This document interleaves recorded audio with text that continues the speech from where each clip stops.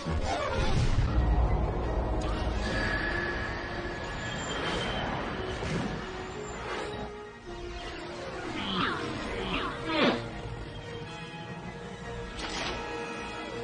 is where the fun begins.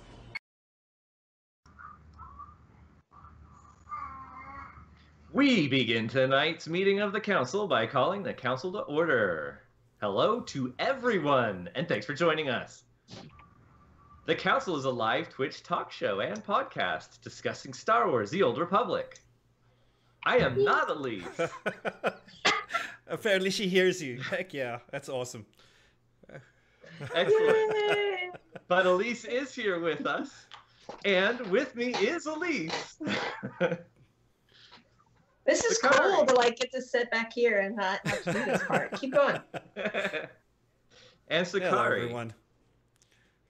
And the magic just joking Ace. Hey. I didn't agree to you changing out my name, okay? That's not in the show notes, just saying. But it's spelled with a JK. I mean, how do you pass it up? I guess it's just Obviously, kidding. Just kidding. It's a dad joke. Okay, I don't get it. Give me a few weeks and I'll be there. So, today we will be covering 5.9, the Nathema Conspiracy, our latest patch. Each of us has had a chance to play some of it, and I want to talk about all of it. All of it? Are you sure? Just kidding. We'll try not to spoil everything, just a few things. So, after this live broadcast, you can find our recorded episodes everywhere our episodes are found, like our YouTube channel. Woo-woo. You can click on the panel below and follow us at our website, which is thecouncilswotor.com. And you can also find us on Twitch, in case you didn't realize that's where this show is that you're watching right now. And also, we have Facebook because a lot of people have it on their phones, and so you can have us right here and lovingly scroll and through our videos. So facebook.com/thecouncilswotor. Once in a while, I throw out some really great GIFs on ours, so you might try our Twitter, which is @thecouncilswotor. You know, really good stuff. Last but not least, we have the Patreon, which is patreon.com/councilswotor. But wait, there's more. You can Google us or whatever browser it is you choose, but I use the term Google because that's what I do. So we can't wait to see you. Thanks for following. Oh my goodness, what a start we get to the night. Elise gets on maybe like 40 seconds before we went live and was like, I can't hear anybody. Like her Skype updated. So we had to scramble. We're like, did you restart it? Is it plugged in? all of those, like. It always defaults to another like setting that I don't use. So I have to go through and it describes all the like different speaker settings. Weird. So I have to like check all of them until I figure out the one that actually like works. And hitting like the thing where it plays the sound so you can hear it. It's really lame. And as we're going live, I'm giving everyone like, hey, we got like 7 seconds left. You know, we're queuing this. And I'm like, I guess Elise is just going to be late tonight. And then boom, right as we get started, there she is. It was great. It was fantastic. Good times. All right. Thank you very much as we get this thing started to Kid Lee, who has already picked up a host. I appreciate you for that, my friend. Okay, so let us talk about the icebreaker question of the evening. As everybody understands, the icebreaker is just a surface level question just to kind of get us going. Something to whet the appetite, so to speak, of what the topic is for the evening. Tonight's question: did you guys get a chance to experience any of the 5.9 patch content this week? If so, what were your first impressions? Magic Ace. He picked me because I have the most to say, probably. Yes, and then we can just basically dissect what you had to say.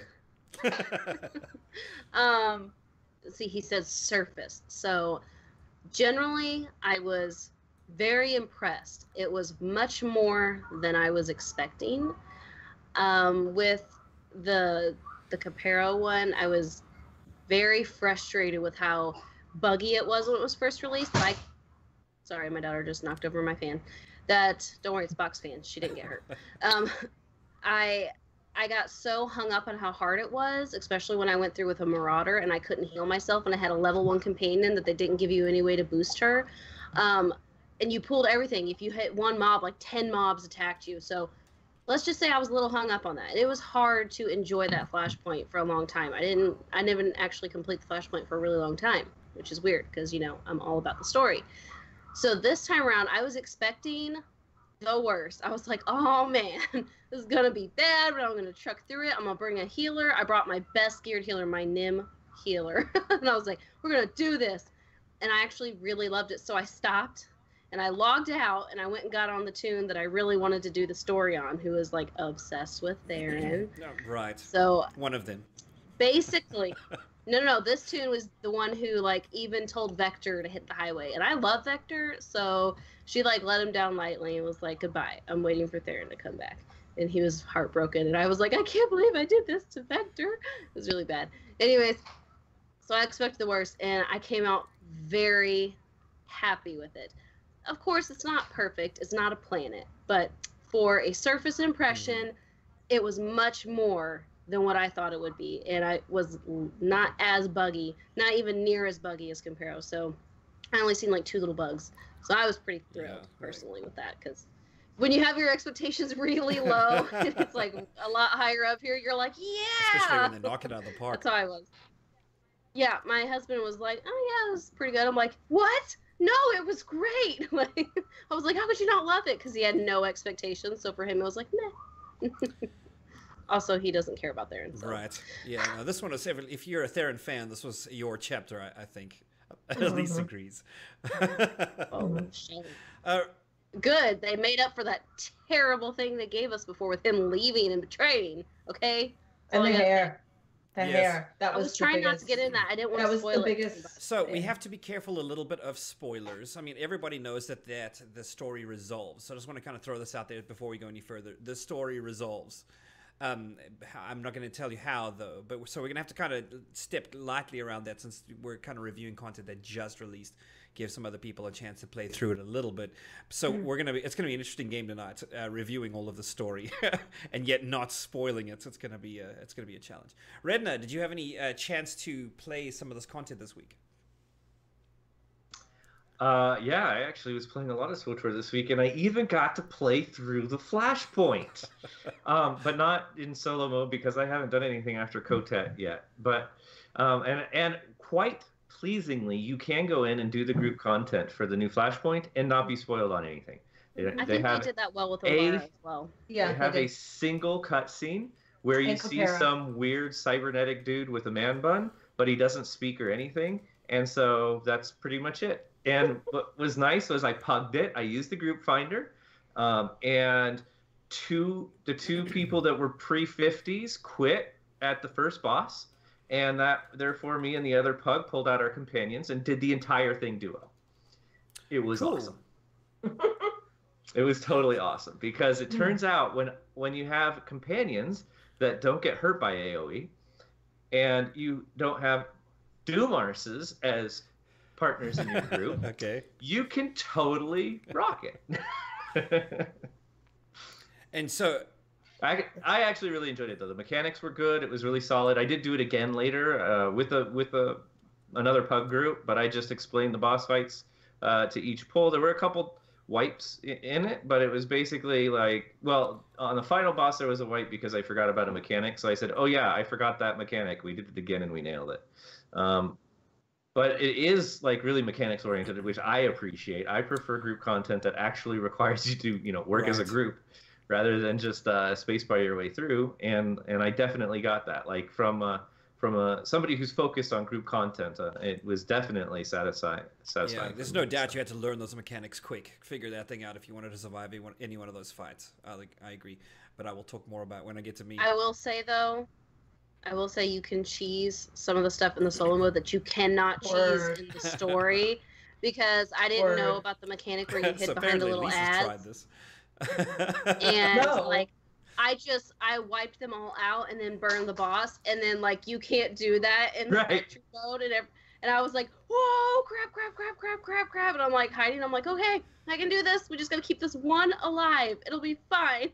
So word to the wise.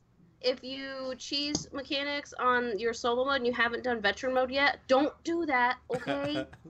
All right. I actually thought it was. I figured that was the case because when I was doing it with the full group. So when I did it with the duo, fortunately the guy that was with me had done it before, And he was like, you can requeue this. I was like, no, I think my companion's better. How high is yours? Mine's 45. He's like, mine's only 35. I'm like, that's good enough. We can do this. Yeah. But then he explained each of the boss fights to me. So some of it was like they mentioned, he's like, you're going to have to get behind a turret when he starts to shoot at you. And I'm like, okay. And then, of course, when that happened, I immediately died because I didn't know what to expect. And then, but fortunately, he was a commando too. So he battle resed me and then we finished it. But the second time when I went with 4 people, one of the people that was in the group with me was like, "Oh, that's what the turrets are for. Okay, that explains why it took me so long to beat this on solo mode." I was like, "Yeah, because it strips the shield off of the robot so that you can do more damage to it. Well, if you're killing all the turrets or not using them the way that they're meant to be used, you're just gonna have to sit there and tank the thing forever." Or, you get on your Nim character and your level 50 companion and you heroic moment the crap out of it like I did, but, not everybody can do that. Heroic moments were actually a lot of fun in this Flashpoint too, that's true. That's what I did. So I did the whole thing. I didn't use any heroic moments. But I knew about the turrets. I was time crunched. I had 5 characters to get through. But I didn't understand how they worked. I thought I just had to stand like Nero. So I was like running back and forth, and the shield would come on and off and on and off, and I couldn't figure out why it was coming on and off. I'm like, oh, I'm right here. This is supposed to do something. Yeah. So that actually, that's a good question, right? Since you guys did it in the solo mode with all of the story and bells and whistles, does the story lend itself to explaining to you how to beat each of these bosses, or is it just a total crapshoot once you get there? It starts and you figure it out. That's it. Yep. You're like totally. There is no explanation. Yeah. There is there is the morsel of goodness that is story. I will mention it later. Remind me about that boss because I have something very important to say about it. That is not a spoiler, but there is a morsel of amazingness that is attached to that boss story mode wise. So if you go through solo and you do that, you're like, oh yeah, now, oh cool, and then you do the boss, and so after the boss, even though the boss is terrible and you have to figure out the mechanics by yourself, you still had that awesome morsel to carry you through. And when you get done, you're like, that was totally worth it. There's a but no, it doesn't explain why. I have no idea what she's talking about, and I did it in story. Really? So whatever story, she'll flesh it out a little, I'm sure. Yeah. I'll bring it out. I have no idea either. Right, but I will say I walked up to that boss and I was like, damn, that looks really cool. Yeah, I just enjoyed the visuals. So, Elise, do you have anything further about 5.9 first impressions? I like the decos. Excellent. I love the waterfalls I got. Yeah, there's some pretty cool. I'm jealous she got some waterfalls. I don't think I got those. I got like 4, but I need to do it some more. But water decos I love. Yeah, so I'm glad anytime they can bring those totally. I hate when they limit the decos though. When they say like 0 of 1 and then you pop it and that's it. And so then if everybody ends up getting it in your next group, someone just reads on it. No, they're not. Like the main boss, like that guy with the bun you were talking about, I got his in the last one I did it, and when I clicked it, I have 1 of 1. I can't get any more now. I mean, I got one, but then I just had to vendor it because I can't do anything with it. I guess I could have gave it to Elise. Yeah. You could Sorry, Elise. Yeah, you could give it to people. You vendored it. Oh my God. With betrayal. Be still my heart. Sorry. Oh goodness. Sorry. I feel terrible now. Anyways, let's move on so I can finish explaining that because it's killing me. Okay, so okay, wait, Elise, are you done? Do you have anything more to say? No, I was just gonna say my thought was I really enjoyed the fact that they actually did something different with the loot. Yeah, okay. That's my flashpoint beef. Is the loot is old and boring. Absolutely. Okay. Yeah, no. Generally, I absolutely agree. Everything seemed to be fresher with this. The only experience of it I had, and I'm kind of kicking myself now that I didn't go playing through the Flashpoint versions because I would have loved to have been able to identify more with Redna this episode and this, because I did the story, you did the Flashpoint, and neither one of us seemed to cross over. Yeah, I did it. I purposefully did not play the thing and then went live on my stream and then played it with people watching me just to capture first impressions. I don't know how I did because I was panicking so much all the way through the thing. And people are like, oh, you're supposed to do this, you're supposed to do that. That middle boss wiped me. I got up and ran back and did it right after they gave me some pointers. So, but they were kind of coaching me through. But I'm still pretty sure that I didn't learn a dang thing about how to play those things right. I just kind of derped my way through the entire thing. But the story, fantastic. We've had 2 flashpoints now where essentially they don't advance the plot in any kind of a way. It's just kind of, hey, here's a little bit of content to string you along, and essentially the outcome is the same thing. We have one now that actually moved the story forward, so that for me was fantastic. I like that. But my beef with this thing, just first impressions, is that I was itching for some lore. I wanted to know more about Nathema, and I wanted to know more about a boss right at the end. A lot more, and didn't get that. So I wanted more lore information. I wanted to learn more about the history of and I agree, but I feel like this is kind of like when they did the Legacy of the Rakata Flashpoint. They didn't really go into detail. They didn't give you lore, but for those of you who already know about it, it's like an Easter egg. You're like, yes! That's true, yeah. And so for myself, I already know almost as much about Nathema as you can at this point because they haven't ever really fleshed it out. Right. But what they have given us, I already know about it. Yeah, so I mean, for me, it wasn't like I was exploring more, but I was getting to see stuff I already was familiar with. So I'm like, oh, here it is fleshed out, and here's this, and oh, I've got a theory about this, and I've got a theory about that. So it was compelling to me for that, but I agree. It wasn't anything new. I didn't get to learn anything about it. There wasn't anything definitive. But there was new information, right? Nathema is now coming to life. I mean, and that's not a spoiler. They'd put pictures out there online. I was going to get to that. What's the deal with that? Well, we'll get to that. You know, so there's gaps that I think that they probably could have filled, is my beef for that. Also, it was a flashpoint. Please, I want a planet.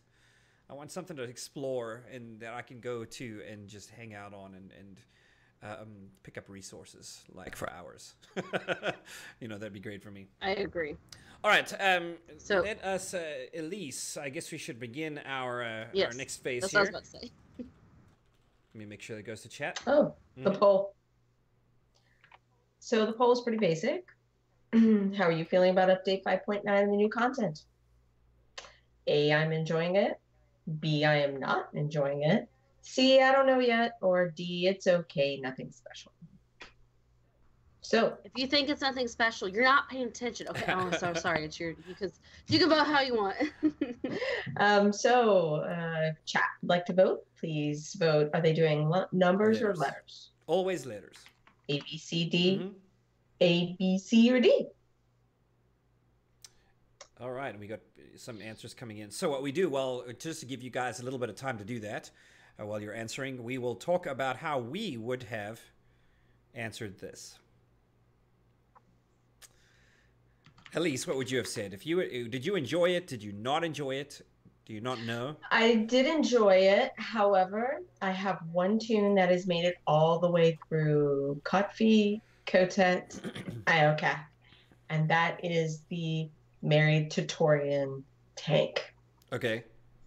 Which is why I could make it through the solo without having to do hardly any of the mechanics, because I just absorbed them all. You just tanked your way through it. Yeah. Yes, I tanked. I'm amazed that your most advanced character is a tank.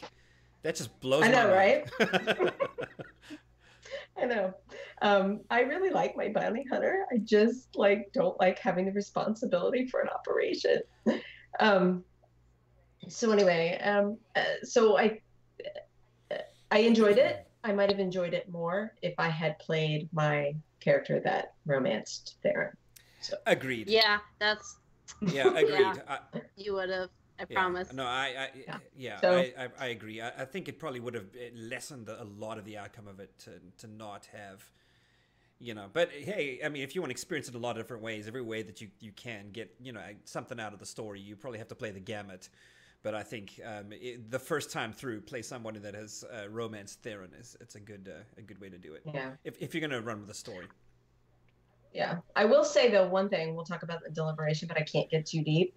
I really disliked though the fact that they forced you to make a choice in that flashpoint, and I didn't really get time to think about the choice. I'm glad they made the choice on the one hand and not on the other. So yeah. Yeah. So there you go. I love it. Okay, so Redna, what about you? How would you have answered this? I've been enjoying myself. Actually, this is something that came up on my stream last night. I think I can actually honestly say in the past 2 or 3 weeks I've been playing more of SWTOR and I've been enjoying it more than I have in a long time. Like just even like getting onto my, with the new augments. Now I'm trying to kind of get my stats boosted and set properly, and I'm almost full 248 finally, and like just getting in and even hitting the dummy over and over again has kind of got a zen quality to it. I'm finding that I'm just with this patch in particular, I was enjoying doing flashpoints, which quite frankly I haven't done the 2 previous flashpoints a single time yet, and haven't felt any compulsion to do so, but this one has actually been really enjoyable. So overall I think this is, I think SWTOR is trying to go ahead and make MMOs great again. That's what I think. Yes, make SWTOR great again. Definitely. It's good to see a return. Yeah. Wow. That's not gimmicky at all. Gimmicky. I love it because I can see, because he was playing with it a little bit before we went live, and I could see the wheels in his head turning. there's a look you had in your eyes. He's like, what way can I spin this? Oh boy, That's great. the possibilities. We're like, hey, this is the council.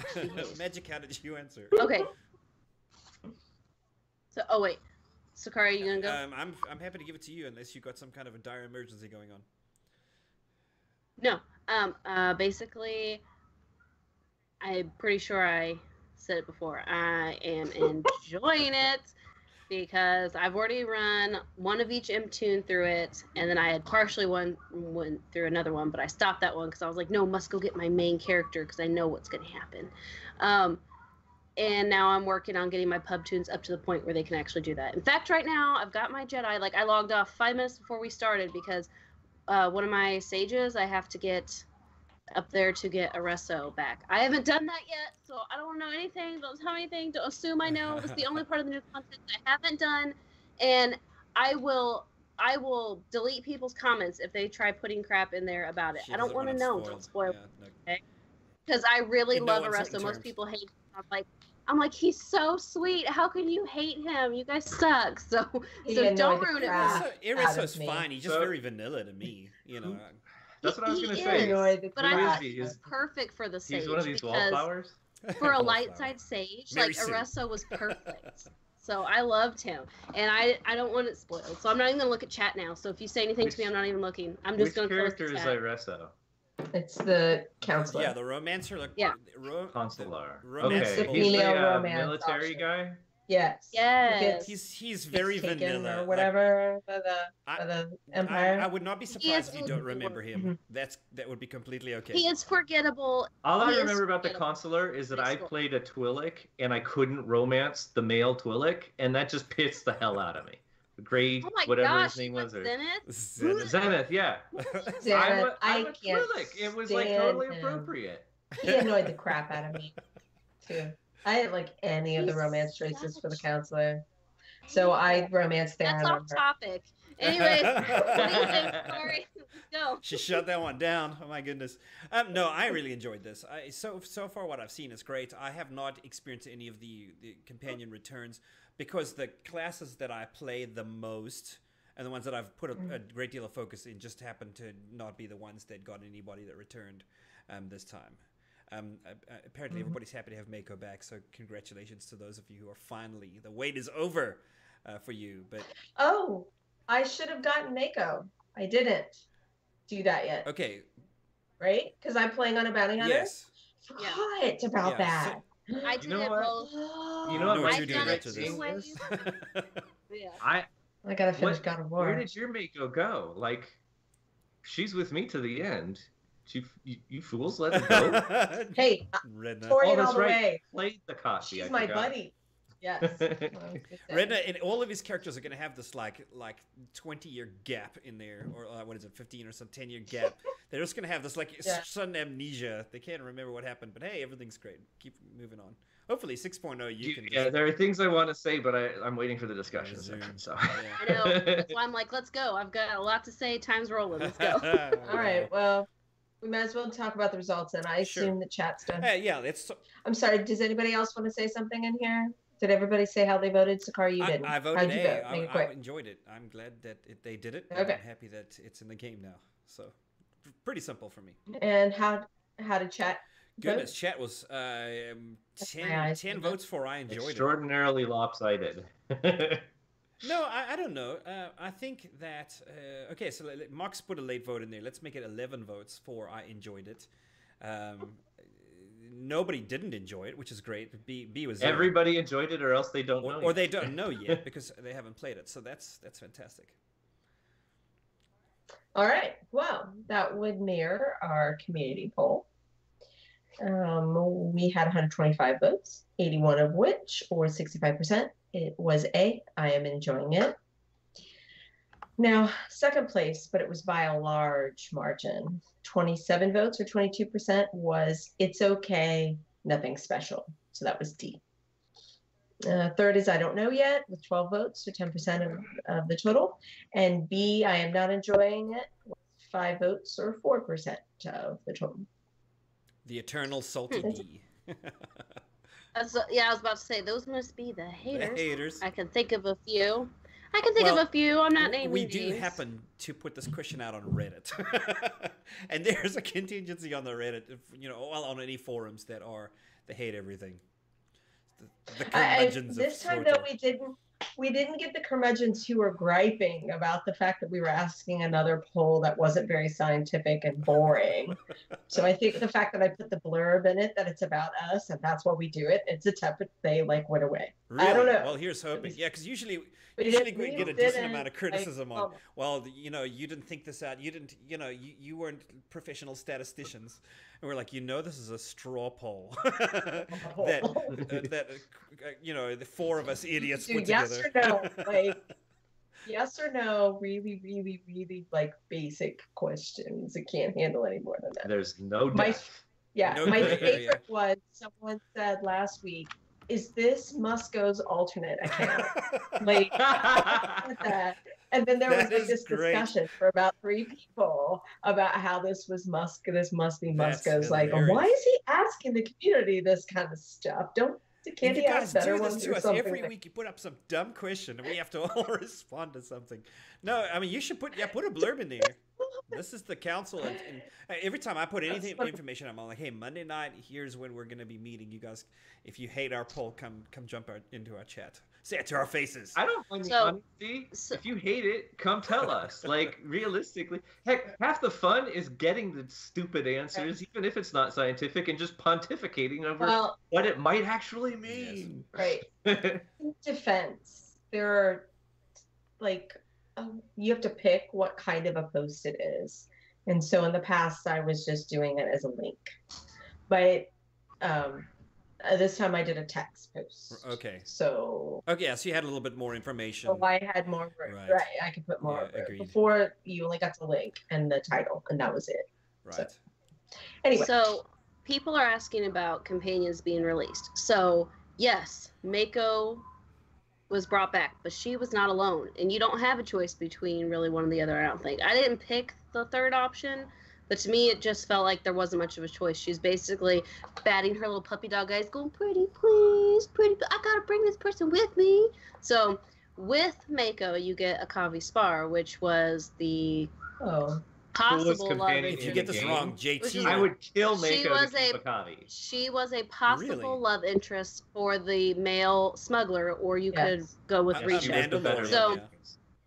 Yes, she is a Mandalorian Zabrak. So if you haven't done that story yet, I think you might love like for it. Risha I from personally Red Knight. hated it. So that's personality. I can't handle that shit. And no love for Risha That's from anyone. understandable because she came back. I would argue that she is, as an individual, the most liberated female companion in the Agreed, game. Yes. Very powerful. Personally powerful. She stands alone. I She just doesn't take your hate guff. her. She Cool. but she's also forthright and direct. She's a really interesting, fun little character. I just hate her voice with her face. To me, it never matches. So watching those cutscenes drive So, me crazy. Magic, I don't even listen. I just that's space how bar. I It feel just drives me about crazy. Karen. Let's not go there. Farron's just Don't be confused sure about his with identity. Pixar. Leave him Akaavi alone. was okay for me. I just finished the smuggler story, so she was okay. I mean, all of my characters are all exactly like that when I'm role playing them in my head. So I don't need a companion that's just like me. My character's already like that. And this would be why I like you so much, because you remind me of Akaavi. This is getting complicated. So you're macho. Yeah. Oh yeah. Yeah. No. Okay. So if you were a smuggler and you went to go get Akaavi, she brings Mako with you. If you're a bounty hunter and you go to get Mako, Mako brings Akaavi to you. So you don't have a choice. They're like tied together. When you get one, you get them both, just like their Corso.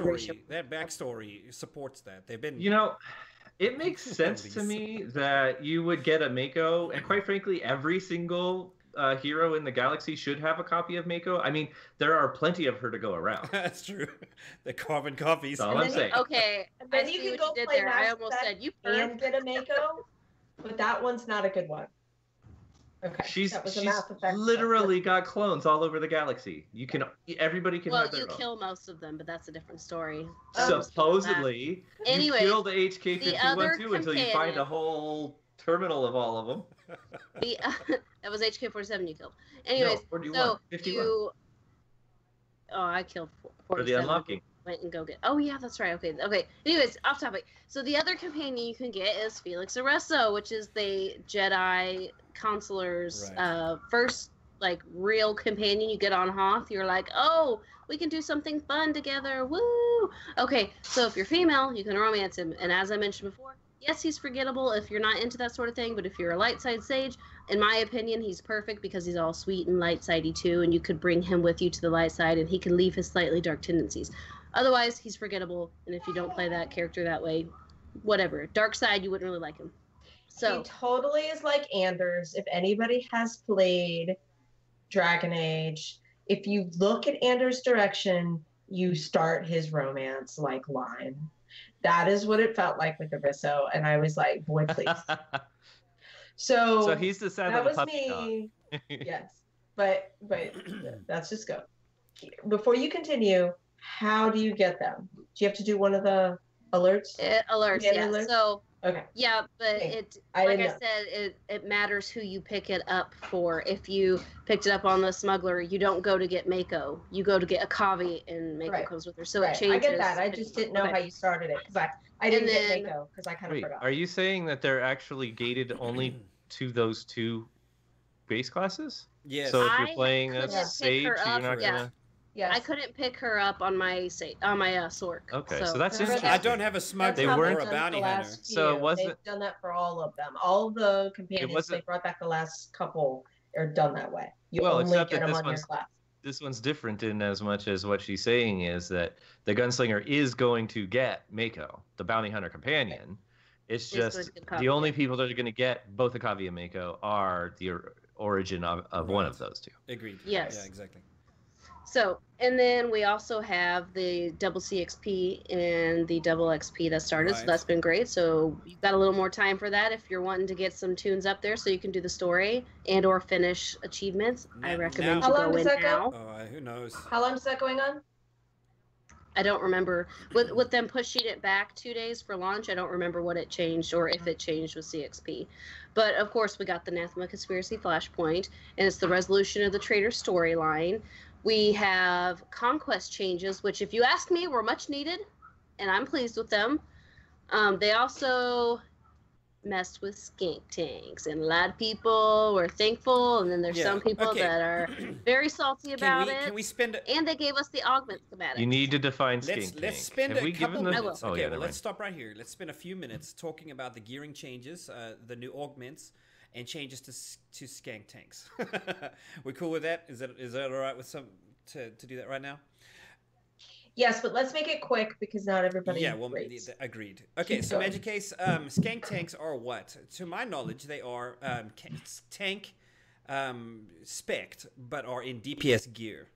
What is the usefulness of skank tank? There are two ways people use the term skank tank. One of them is applied to the way SWTOR is talking about it. The one SWTOR is talking about is, yes, you are spec'd as a tank, but you get DPS gear and put it on. And so already with your tank gear, before you were putting out quite a bit of damage, but you're nearly doubling your damage if you put on DPS gear.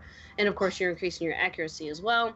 And so therefore, in PvP, you're doing way more damage. Plus, you're taunting a group of people so that they're less effective, but your DPS is higher, so you're more effective, which makes hardcore PvPers who are good at it already much better. For those who, I don't know, like my husband who doesn't PvP that much, it makes them a little bit salty because they're not doing near the damage and it feels like hacks. Because they might suck at PvP, but hey, I can do well on my tank with this gear. Right. Right, and so the other term, Skank Tank, which some people are probably thinking, that's not what I thought Skank Tank was, that is actually DPS with taunt, where if you're doing Group Finder and you don't want two tanks, you want a fifth DPS, you queue as a tank even though you're DPS. That's been also dubbed as Skank Tank, but that is not what SWTORs are talking about. That is still fine. You can still do that. Sorry. That's DPS with taunt. So if you see someone advertising DWT now, that's what they're saying instead of Skank Tank. So it's DPS with taunt, but that is not affected. That's perfectly fine. We're specifically talking about the gearing issue. So yeah, they've nerfed that by like 50%, and already in a hard mode and nightmare groups I'm in, the tanks are complaining big time. And actually, it's actually affected us because we got Nightmare, the first boss in Nightmare EC. We blew through it. We died like twice and blew through it. I know, Elise. Okay, I'm not asking you to relive your horror stories. After like 2 wipes, we figured out the mechanics, and we were able to blow through it, and we got all the way to Kefis in one night on Nightmare.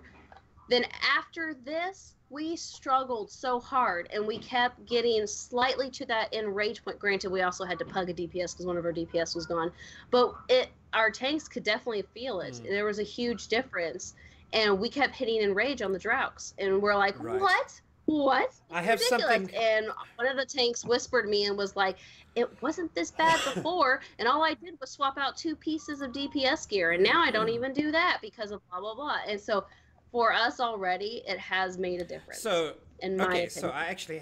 To be fair, though, one of the pug DPS was doing, 1,500 plus lower DPS than the rest of the group. Like I said, we did have a pug, but the tanks whispered me when I was like, hey, what's going on with this, blah, blah, blah. One of the tanks whispered me was like, yeah, that's a problem. I can tell a difference in my DPS. When I use a certain ability, I don't hit as hard as I used to. Okay. I had a conversation with Mako personally about all of this stuff. And what he was saying, and this was at the Bad Feeling get-together this year, is that tanks, according to BioWare, put out 80% more damage than they should on paper.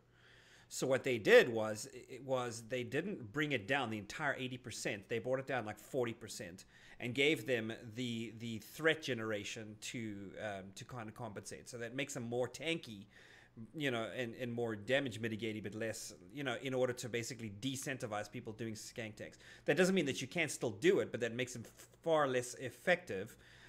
So what you end up doing is just rolling a DPS to actually, because what you're there to do is actually DPS in that case. So that kind of will fix some things on that end.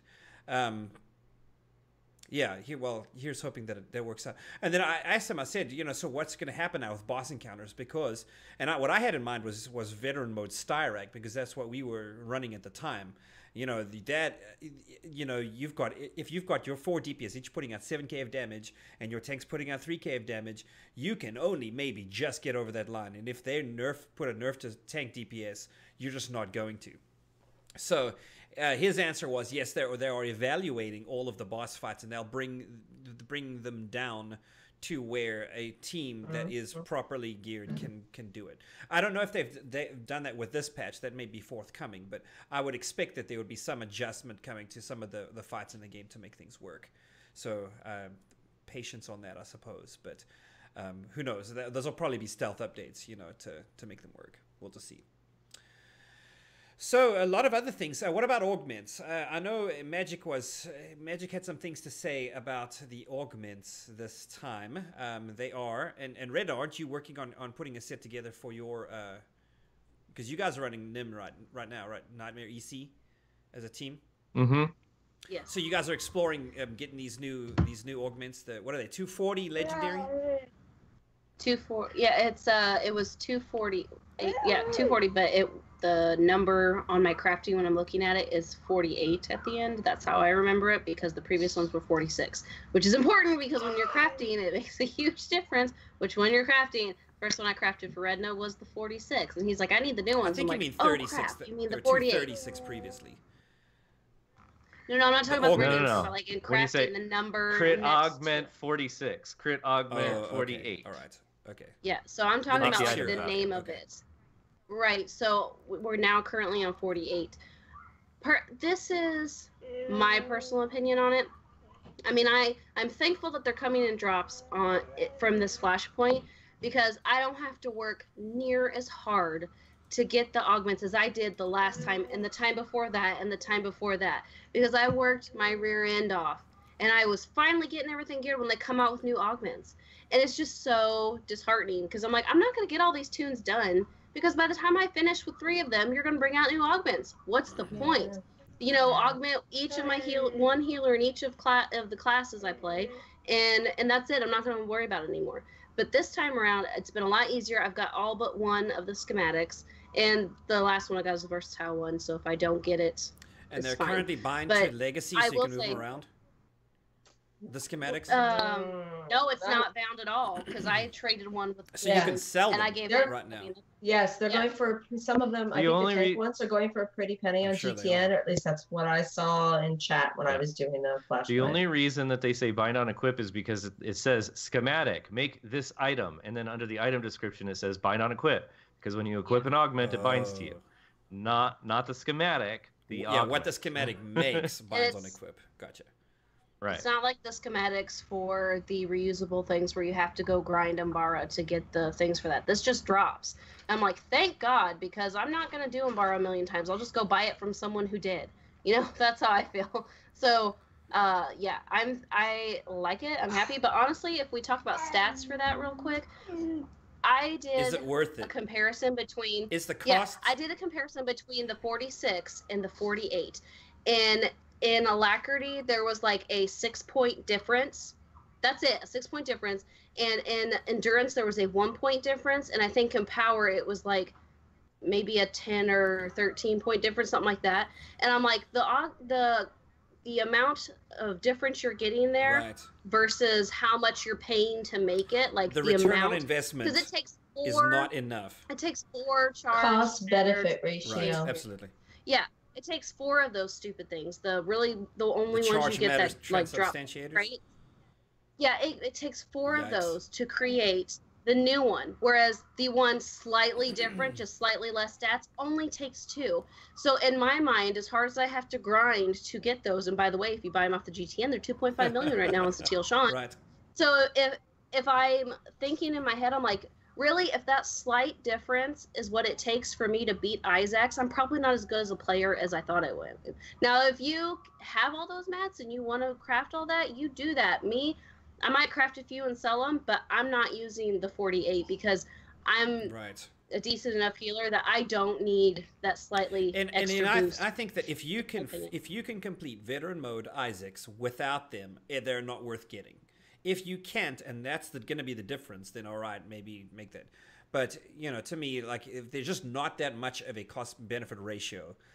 But I thought they were supposed to be tuning Isaacs up so that you had to use that. The intent was those augments. Then they should have made the augments better than they are, in my opinion, because I don't see how that slight difference is literally going to make the difference between you But killing. isn't the that is what they said, right? Well, They they say weren't a lot of making- stuff. Do you think I know, that the but I'm developers just have saying, a clue what the gear is actually I'm tuned to just do? saying that I thought that was the consolation prize for Yeah. not making Isaacs being Nightmare. But if Right? that was the I'm case, remembering wouldn't they? But if that was the case, wouldn't they have given us They would- the augments before we had to get this Exactly. achievement in? Because we no When it longer was more now can difficult, get the it's no longer legacy more bound mounts. We no longer get the legacy bound mount. We no longer can get the specific title for that event. You don't have that achievement. And then, or I think you still get the title, but you don't get the achievement. Anyways, so we can't do that anymore. That event's over. But they just gave us the schematics for the new augment. So if he was really so hardcore, why do we need this 4-point boost and 1 extra endurance. You know, like, to me, it doesn't make sense. So I don't think they're actually doing that. Maybe I'm wrong, but I don't think they do. Hey, I don't care. What it boils down to is that they didn't release another tier of gear for me to have to grind all over again. That's what I'm Thank at. God. Right. And It'll come. the 6.0 is on its long way. story short of everything that she was saying about crafting was basically the upgrades aren't worth it except for accuracy. The DPS for accuracy can now get 5 accuracy augments. It is literally a single point less than max cap, but pretty much everybody's agreed that it's better to free up all of those stats on your enhancements and get DPS from your crit and your alacrity. So that's pretty much the long and the short of it. Save your materials, because it really is way more costly than what you get from actually making them. I was super disappointed. Or you just play like me and just go, oh, okay. I'll just Play like Elise and 30. say, what's an augment? Get Exactly. the drops and then forget to go put them in your person. All right. Exactly. So let's talk. Let's change a little bit here, a little bit of direction, and talk a little bit about some of the tweaks that were made to Conquest. Did anybody notice some of the adjustments that were made to Conquest? Yes. What were they, Elise? Yeah, I actually was able to make PvP. Conquest on PvP, tunes. repeatable, more output. PvP last time was like what, 100 and something, 200 and something. This time it was like 9 per one, and they were repeatable. Right. Last time they were just wins, and was it like one time, or was it still repeatable? But it was only wins. Like, So it's actually more relevant now, whereas beforehand it was just like there was no point in doing it. So yes, and I'm not a huge PvPer, but if I ever get close, that's usually what I use to try and when I would try and get. So do you think, Elise, do you think that they hit the mark on this, like that they fixed it, or is there still maybe some tweaking to go in there? I'm not a hardcore PvPer where I do the bulk of my conquest points, so I'm not sure I'm qualified to answer that question. But just from when I was looking for my choices, so if I can't do an operation, if I can't get those couple really big point totals, before you didn't have that many options. You were almost, it felt like you were forced to do an operation to be able to, get close. At least now, with them almost be 1,000 points, I think it's somewhere in there, that at least it's theoretical that you could do some PvP several times during the week and maybe get there with maybe a group finder flashpoint or something. That was my beef before. You had to do all of the objectives to be able to get to your conquest before. So that's my 2 cents. I like it. Yeah, so one of the ones that jumped out to me, or like right off the bat, was the fact that now it's green if you've completed it in another character, which is cool. Yeah, that is nice. I like that because now I don't have to read each and every one. I'm like, okay, don't read it. It's sort of, oh, okay, I read this one. Go to the next one. You know, it's just easier. Quality of life. Yeah, thank you. Those minor quality of life improvements are fantastic. It's still odd. Like if I complete this operation on one character, it counts for that character. If I do it on another character, it doesn't count. That kind of still bothers me. I wish if I'd done Temple of Sacrifice on multiple characters, it should probably count on every character that I ran on. But okay, they make it once per legacy. It makes it interesting. Kind of keeps the points down. So. Yeah, because you get raiding guilds like the other guild I'm in, and like we get, like I've said before, we have Nim Nephron farm for components. So like we just be like, all right, let's go in here to this hard mode raid, and we each have like 15 tunes we could swap to. So let's just do this all day. Boom, you're at the top of the conquest board. Yeah, absolutely. So I see why they do the cap for once. So what about distribution? Same thing with crafting too. Too. I still think that is not nearly as spammable as it was before. And that's probably a good thing. So let's see. So let's talk about the rewards, because they try to incentivize with this. What they rolled out was that crafting boxes, quote unquote, are added to Conquest Tier 2 and Tier 3. I think that the small crafting box is in the medium tier, and what it contains is a chance for like 2 or 3 charge matter transubstantiators. That's what we're making the augments out of, and the encrypted memory cores. And then there's a large box for the 3rd tier that has more of them, like 5, and I think it's probably like some random slots, right? And you get X amount of charge or CMTs, I call them, and EMCs. We're talking about like the size of the planets that you're going for, right? For the guild tiers, like a large planet, medium planet, and Right. the lowest tier of planet. What I'm still seeing though is that there's a lot of guilds that are hitting that tier 1. I mean, like I think on the leaderboard in Satil Shan right now, like 8 of the top 10 are above 1 million. Whereas in the 3rd tier, maybe only 2 guilds have actually managed to make the thing. Everyone else is below it. So I don't know if this is working to because all of those guilds are that should be tier 3 that are getting the tier 3 mark are all still in the bottom tier. Guys, move up. There's more payout if you go to tier 3, and I don't understand why that hasn't occurred to them yet. It's a sure thing. Maybe they really like making sure that there's no way they cannot win. Yeah. If you're trying to go for example, if you're trying to unlock your guild ship and you need those encryptions, you're going to make sure that you hit the guild goals, right? What if you can't finish that Xeno you run because people have real life and you can't get a whole group? Do you see what I mean? So yeah. I mean, you run that risk of going to the next one. When we tried it that first time, that was, yes, it was before they made the changes, but I don't know if we tried for the medium one, if we would be assured that we'd get it. So painful. It was so painful. It was depressing. I used to really love Conquest, and they did that. I'm like, you guys just hate me. So I'm glad they tweaked it. I'm glad the changes that were made, because now I'm enjoying Conquest again. Our whole guild is enjoying Conquest. One thing I do want to say, it's livened up our guild in a very big way, and I'm glad to see that it's done that. Yeah. Just slightly off topic, just because I'm going to forget it because I have to go take care of my kid for a second. But I just want to say, from what we were talking about earlier, way up in our list, it wasn't just about Theron. Lana Lovers also has a treat at the end. By the way, this is just something you need to know, that you can. It's not just Theron, okay? Just saying, there's not just Theron. There's plenty of happiness to go around if you go look for it. And I gotta go take care of my kid. I'll be right back. So, and along those lines, I did actually have a question. How long is it from the end of Theron, backstabbing you to starting this Nathema thing? I don't know. I want to say that happens. Or actually, how long since the end of Kotet? So Kotet ends. The next thing that happens right after Kotet is you realize that there is a traitor, but you don't know who it is yet. In the Umbara flashpoint, or the solo version, the story version, that's when you discover right at the end of it who it is. Then there's another one where I think he gets away from you there. Capera. And there's Capero. Right. And I think is there another one after that? No, there's only 3. I want to say there's only 3. So Capero, you try to get him. Umbara, Capera, and Nathema. Yeah. You miss him in Capero. By the way, it's not called Capero. It's the Traitor Amongst the Chiss. That's but it's on Capero. We know what we're talking about. Me and Elise, we're square. We know what's going on. So I don't care. I know, but some people rate, who might not have done the content is like, thank you. what? Varlane has it. It's Umbara, Capero, and then Nathema. And then at the end of this one, that's when you resolve. And actually, it really is like a little mini story right there. It's kind of like Forged Alliances, where it kind of bridges the gap between an expansion that's just ended and a new one. It kind of resolves some things, clears the way, kind of clears the brush in some ways, and sets up or resolves some storylines. It kind of sets up what's going to be happening next. So I think it's a very good transition. And since I mentioned Lana and we know about Theron, there's a bridge to the next one with that as well.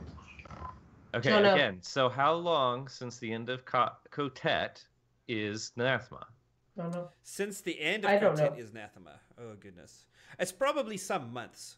Because so Kotet ends, and then what happens in that time frame is all of the uprisings. Okay, you're trying to squash uprisings that happen here and there. Really? Yeah, that's how they fit into the story. That's why they're an uprising. I didn't get that. So you're squashing all those. There's some, I think, course of months that happen, and then in the midst of that time, you start to discover. I think when you go back to Iocath or something, that there's a traitor, that someone is playing the Empire and the Republic against each other. What's going on? And then it's kind of like this whole storyline just takes off. I would say months, but it's not very much. you know.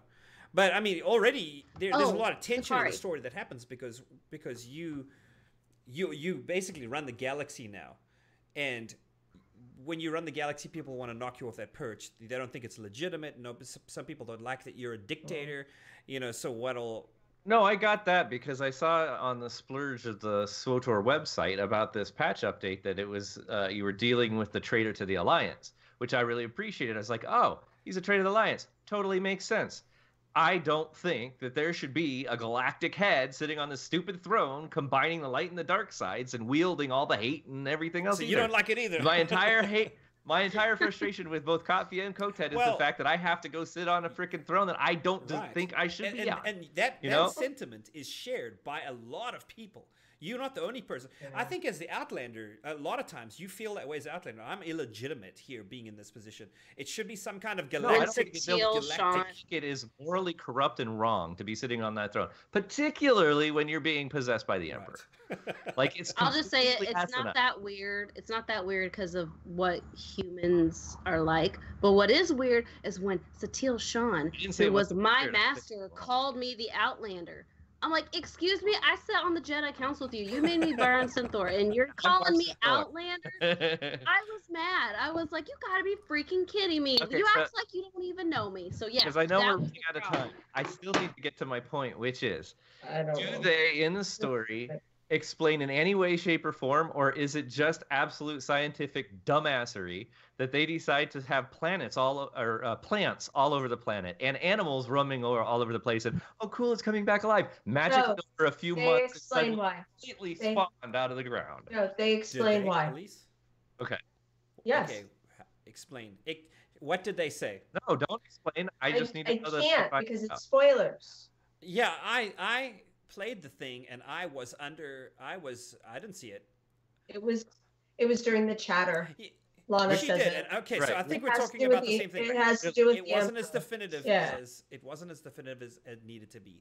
I think they needed to unpack that more. Personally, I was underwhelmed with that. I think so that's from a very theoretical standpoint. I like the idea that the planet might be coming back to life because I understand how it got to that place and what has happened to the person that did it. So it makes sense that it comes back to life. It makes no sense to me that after a few months you've got these full-fledged, which by the way, all of these monsters and things wandering around the planet that when you kill them, I can't bioanalyze them. WTFML. And also I kill a robot and bioanalyze that. Yeah, that was by the way, those creatures came from that laboratory that you blew up that Valen was at. That guy had all those creatures around. So it's not like they just magically sprung out.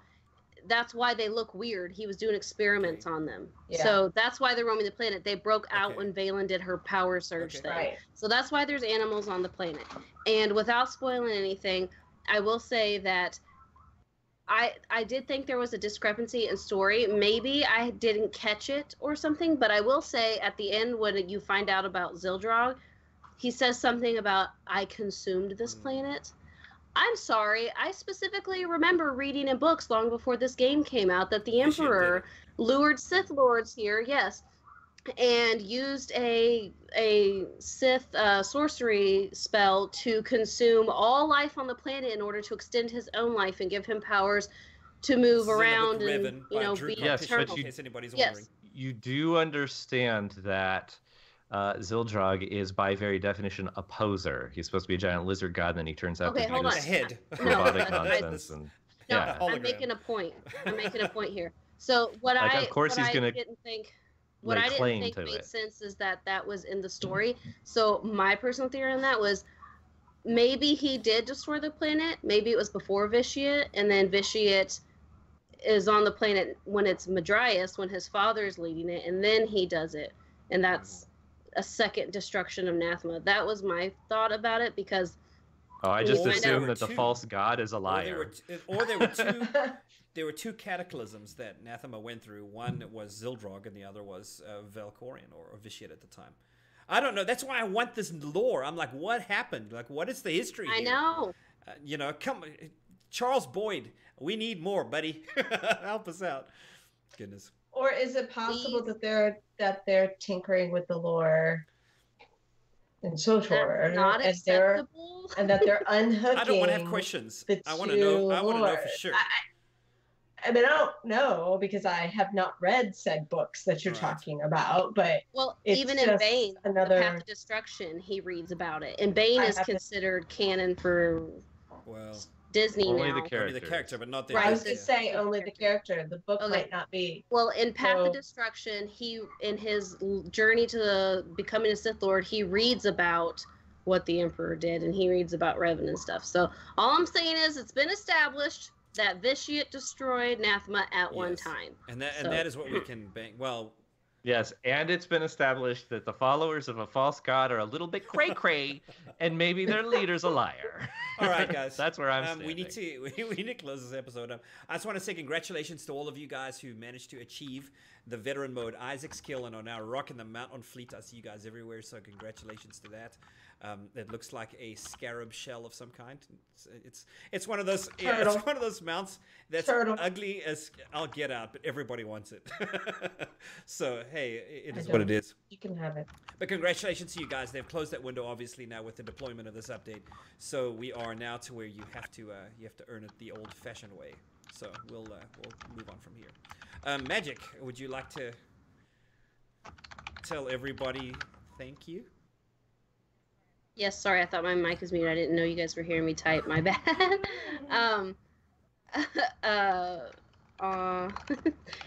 Okay, I'm good now. Thank you so much for everybody who came out and listened to us. And when I say came out, I mean got on your electronic device that you can view us on. I appreciate it. We appreciate it. Thank you. Thank you for talking in chat. Thank you for not spoiling anything about Iresso, because I would have been pretty darn mad. So thank you. Thank you so much for people who are going to listen to the podcast. Thank you for the people who are going to watch the YouTube videos.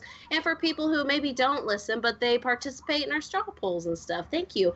And for our Reddit haters, we thank you guys. We appreciate your hate. Yes, thank you. And that brings us to the end of the episode. The council is adjourned. If you'd like to reach us, you can email us at thecouncil@thecouncilswotor.com. You can follow Elise on Twitter at abrown35, Magic Ace at The Magic Ace, me at R3DN4, and Sakari at I Am Sakari. Don't forget to visit our website, 3ws.thecouncilswotor.com, and follow us on social media. Also, don't forget our Patreon page at patreon.com/thecouncilswotor. That's it for this week, guys. Count me out of this one. Better dead here than deader in the court. Oh my gods, what a piece of saying. I can't believe you went there. Oh my wow. goodness. Wow. Kudos for the voice. Yeah, dude, you nailed it. Again, dad jokes. I cannot believe you went there. Let's kill this. I have a bad feeling about this.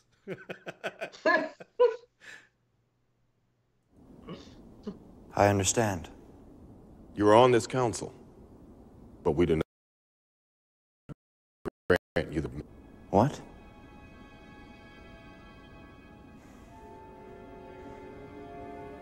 How can you do this? This is outrageous. It's unfair.